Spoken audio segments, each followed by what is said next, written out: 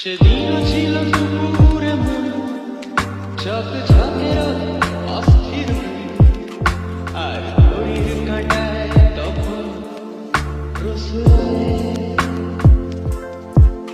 সেদিনের মতো কলেজের ক্লাস শেষ হয়ে গেছে, অবকাশ পাওয়া গেছে ফের দেখার আকাশ, নিচে